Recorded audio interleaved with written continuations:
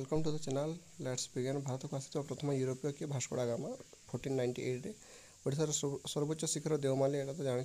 हाँ यहाँ गोटे इंपोर्टां प्रथम ज्ञानपीठ पुरस्कार किए पाई जी शंकर कुरूप है। ओडिशा प्रथम किए प्रवेश करते यूरोप सॉरी पर्तुगीज यूरोपर पर्तुगीज। गुरु नानक क्यों मुगल राजा समकालीन थे? बाबर। नेक्स्ट फ्लिपकार्ट फाउंडर के सचिन बंसल। 2018 एशियन गेम्स क्योंठार होता इंडोनेशिया रे। Siang water hydro electric project क्योंठार अच्छी अरुणाचल प्रदेश रे।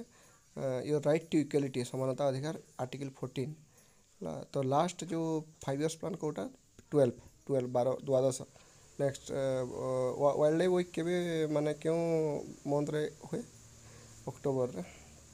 नेक्स्ट बिग बैंग थ्योरीटा तो जानी से ओरिजिन ऑफ अर्थ। नेक्स्ट क्योंठार अधिक जंगल अच्छी मध्य प्रदेश। आनंदमठ किए लिखी? बंकिम चंद्र चट्टोपाध्याय।